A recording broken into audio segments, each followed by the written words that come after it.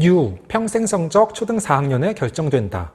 저자는 교육 전문가인 김강일, 김명옥 선생님입니다. 이 책은 2004년 출판돼서 커다란 화제를 모았던 평생성적 초등 4학년에 결정된다를 15년 만에 개정한 것입니다. 책 표지에 보면 우리 아이 우등생 만드는 생생한 공부 지도법이라고 나와 있습니다. 과연 책 내용이 어떨지 궁금하신 분들은 이 영상을 끝까지 봐주세요.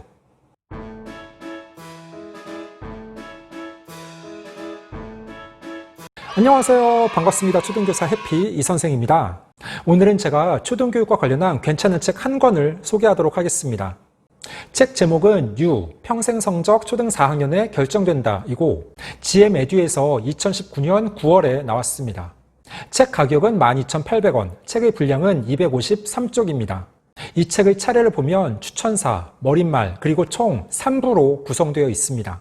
먼저 제1부 평생 성적은 초등학교 4학년 때 결정된다의 첫 번째 주제는 가장 중요한 시기 초등학교 4학년, 두 번째 주제는 저력 있는 아이가 공부도 잘한다 입니다. 제2부 자녀를 우등생으로 키우는 생생한 공부 지도법의 첫 번째 주제는 엄마는 매니저, 두 번째 주제 첫 번째 단축 기욱이 일기장을 잡아라, 세 번째 주제 어떻게 하면 책을 좋아하는 아이가 될까, 네 번째 우등생의 첫걸음은 독서록부터, 다섯 번째 숙제와 자료 찾기 스스로 학습의 길잡이, 여섯 번째 노트 정리는 보물찾기, 일곱 번째 국어는 사고력의 저수지, 여덟 번째 수학은 모든 공부의 기본, 아홉 번째 배낭 메고 하는 사회 공부, 열 번째 생각의 날개를 달아주는 과학, 마지막 11번째 주제는 영어는 공부가 아니라 연습이다 입니다. 마지막 3부 아이의 공부 저력 키우기, 첫 번째 주제는 아이들의 꿈 키우기, 두 번째 스스로 공부하는 습관 만들기, 마지막 세 번째 반듯한 아이가 공부도 잘한다 입니다. 먼저 머릿말, 자녀 공부를 고민하는 대한민국의 부모님들에게 이런 구절이 있습니다.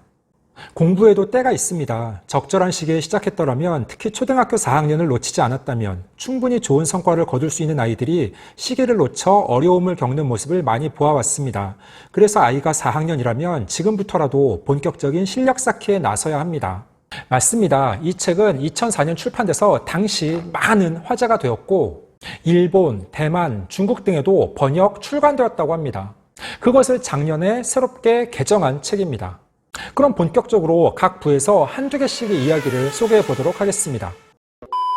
먼저 1부 평생 성적은 초등학교 4학년 때 결정된다에서는 왜 초등학교 4학년인가 라는 주제입니다. 저자는 대학교는 초등학교 4학년 때 결정된다고 하면서 초등학교 4학년 때 공부 우열이 나타난다고 말합니다. 왜 4학년부터 학습 격차가 벌어질까? 교과 과정의 심화가 가장 큰 이유이다. 국어의 경우 3학년까지는 대체로 단순한 느낌을 묻는 문제들이지만 4학년부터는 자기 생각을 정리하고 표현을 요구하는 형태로 심화해 간다. 수학도 연산 영역에서 3학년의 경우에는 생활 주변의 구체적인 소재를 가지고 공부하지만 4학년부터는 추상적 개념이 전제되는 내용을 공부하게 된다. 이처럼 초등학교 4학년부터 추상적이고 논리적인 형태로 학습이 심화해 가기 때문에 공부 저력이 부족한 아이들은 뒤처질 수밖에 없다. 또 4학년이 지나버리면 공교롭게도 아이들이 사춘기에 접어들기 때문에 더욱 힘들어진다.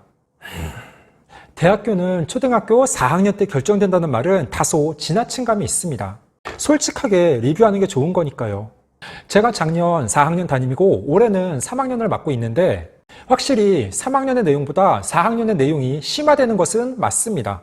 그리고 아이들을 봐도 1년 차이인데 그 차이가 크게 나타납니다.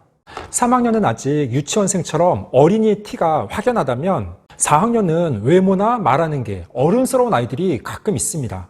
그리고 빠른 아이들은 4학년 때 벌써 사춘기가 오는 경우도 있습니다. 그리고 저자들은 공부 저력의 3요소로 인내심, 집중력, 열정을 이야기합니다. 저도 지난 5월 5일에 공부 잘하는 아이들이 갖고 있는 놀라운 공통점이라는 주제로 영상을 올렸습니다. 거기에서 저는 5가지를 이야기했는데 첫째, 과제 집착력이 뛰어나다. 둘째, 계획적이다.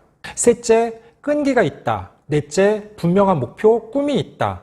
마지막 5째, 자기 자신과 대화를 한다를 언급했습니다.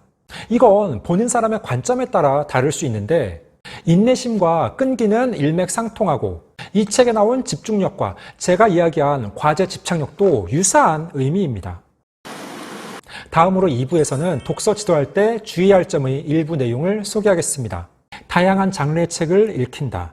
아이들은 좋아하는 음식만 골라 먹듯이 처음에는 자기가 좋아하는 분야의 책만 편독하기 쉽다. 그래서 독서 지도를 할 때 여러 종류의 책에 골고루 관심을 가질 수 있도록 세심한 배려가 필요하다. 제가 또 예전 독서 편식하는 아이 괜찮을까요? 독서 편식에 대한 3가지 관점이라는 영상을 올렸습니다. 이 책에서는 편독이라는 말을 사용하는데 사실 독서 편식이라는 그 말 자체에 다소 어폐가 있습니다. 편식이라는 말 자체가 부정적 의미를 내포하고 있는데 누구나 독서를 할 때는 치우쳐서 합니다. 성인들의 경우에도 책을 읽을 때 시, 소설, 수필, 교양서 등을 골고루 읽지 않습니다. 본인이 좋아하는 장르, 작가의 글을 집중적으로 봅니다. 아이들 역시 마찬가지라서 어떤 아이는 공룡에 관한 책을 집중적으로 보고 또 어떤 아이는 자동차에 대한 책을 많이 봅니다. 책을 본다는 자체가 의미 있는 것인데 굳이 부모님이 다양한 장르의 책을 보라고 이야기하면 아이가 독서에 흥미를 잃을 수도 있기 때문에 신중한 접근이 필요합니다. 그럼 독서 지도할 때 주의할 점을 계속 소개하겠습니다. 꼭 필요한 책은 집에 갖추어 준다. 아이들은 아주 감동적이거나 흥미로운 책들은 특별히 애착을 가지고 집에 소장하고 싶어 한다. 그리고 이따금씩 꺼내보기도 한다. 자료 찾기를 잘하면 공부 잘하는 아이가 될 수 있다. 따라서 언제든지 궁금하면 찾아볼 수 있도록 백과사전, 과학서적, 역사책 등 자료가 될 만한 책들은 꼭 갖추어 주자. 예전 저희가 어릴 때에는 집이 가난해도 백과사전은 누구나 있었습니다. 국어사전과 영어사전도 마찬가지였습니다. 그런데 요즘에는 집에 백과사전이나 국어, 영어사전이 없는 가정이 많습니다. 물론 인터넷 세상이니까 손쉽게 휴대폰으로 모르는 어휘나 내용들을 찾아볼 수 있습니다. 하지만 휴대폰으로 찾는 것과 책을 찾는 것은 다릅니다. 마지막 3부에서는 스스로 공부하는 습관 만들기의 일부 내용입니다. 하루에 3끼 밥을 먹지 않으면 배가 고파 견딜 수 없는 것처럼 일정한 시간이 되면 어김없이 책상에 앉아 공부하는 아이는 이미 공부가 습관이 된 아이고 이런 아이는 누가 시키지 않아도 스스로 알아서 한다. 이런 아이에게는 공부가 쉽다. 이런 아이는 꾸준히 일정한 시간 동안 공부하는 것을 당연하게 여긴다. 공부를 힘들어하는 아이는 가끔 하는 이벤트처럼 공부하기 때문이다. 어떻게 하면 공부를 밥 먹듯이 할 수 있을까? 어떻게 하면 공부를 습관처럼 할 수 있을까? 가장 좋은 방법은 일주일 계획을 짜고 실천하는 것이다. 계획표에 따라 매일 공부하다 보면 어느덧 공부가 습관처럼 몸에 배게 된다. 제가 8월 초에 올린 지금은 혼공시대, 우리 아이 혼자 공부하는 방법 4가지에서도 첫 번째 방법으로 계획적인 공부를 한다를 언급했습니다.